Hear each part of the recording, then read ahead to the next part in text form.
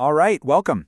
Today we're going to break down one of the most intense and, honestly, most debated ideas in Christian theology, the doctrine of hell, or as the source text we're looking at calls it, the lake of fire.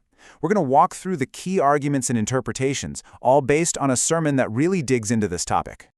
Okay, so let's just dive right in. To really get a handle on this concept, we have to start with the term at its very core, the second death. It's a phrase that right away tells you we're not just talking about a person's physical life ending. This is something else entirely. The sermon we're drawing from kicks things off with this incredibly powerful verse from the book of Revelation. And you'll notice it's not vague at all. It doesn't just name a place. It gives this very specific list of who, according to the text, ends up there. And then it drops the label. This is the second death. So what is this second death? Well, the sermon explains that it's understood as both a specific place and a final, irreversible state of being. It's this idea of a complete and eternal separation from God, which, in this theology, is the ultimate form of punishment. Okay, so now that we have that foundation, let's see how the sermon actually builds the argument for this place being a real, eternal reality. I mean, how is this idea theologically supported in the teaching? The teaching basically breaks the argument down into a few key steps. First, it's talked about as a literal place where people are gathered and separated. Second, to help us understand it, it's described using these really strong metaphors from the natural world. And third, it's defined by the presence of what's called an eternal fire. One of the main metaphors they use comes from farming. The process of separating the valuable wheat from the worthless chaff. In this picture, the wheat, representing the righteous, is kept safe. But the chaff? It's completely destroyed in an unquenchable fire, which symbolizes the final judgment. And here's another really powerful image used in the source, a vine and its branches. It's pretty straightforward. Branches that stay connected to the vine, which is the source of life, they thrive. But the ones that get disconnected, they wither. They get gathered up, and they're thrown into the fire. So the whole message here is really about connection versus separation. Now, this is where things get really, really interesting, because the sermon doesn't just present this one-sided view. It actually dives into the common objections and the counterarguments, which kind of turns this whole thing into a look at a really complex theological debate.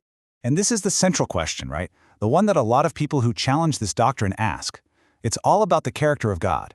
The argument goes, if God, in the Old Testament, said that sacrificing children in fire was a detestable act, how could that same God then create a place of eternal fire for punishment? So this slide really lays out the two main opposing views that get discussed. On the one hand, you have the eternal torment view, which is based on taking phrases like eternal fire literally. But on the other hand, you have the annihilation view. This idea argues the punishment isn't endless suffering, but just complete destruction. The soul just stops existing. And this view really leans on scriptures that question the morality of that kind of punishment. And here it is, the key verse for that counter-argument. People who believe in the annihilation view will point to a passage just like this one from Jeremiah, where God himself says how horrified he is at the very thought of burning people. The logic is simple. If the idea never even entered God's mind, why would he create an eternal version of it? Okay, so we've explored the what, and we've looked at the debate around the why. So then, the sermon moves on to clarify the who. And this is a crucial question. Who was this place actually intended for in the first place?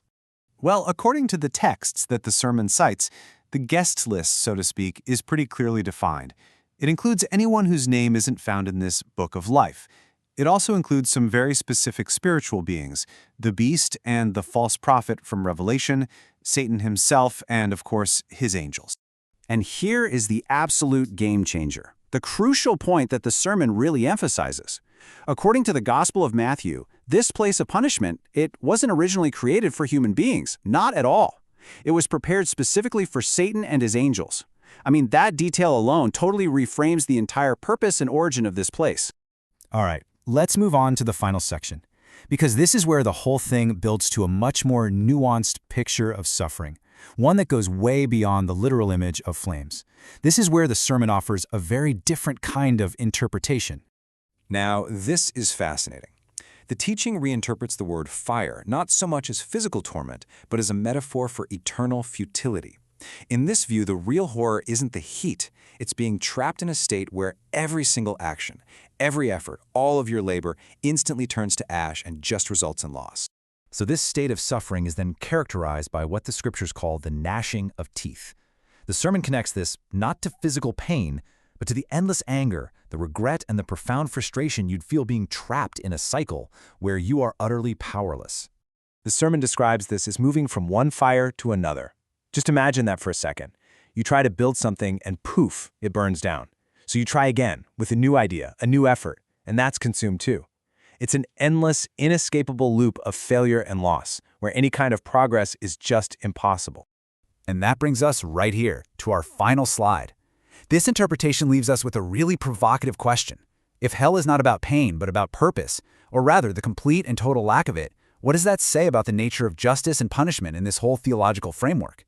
It shifts the entire focus from suffering to meaninglessness, and you could argue that that's an even more profound concept to wrap your head around.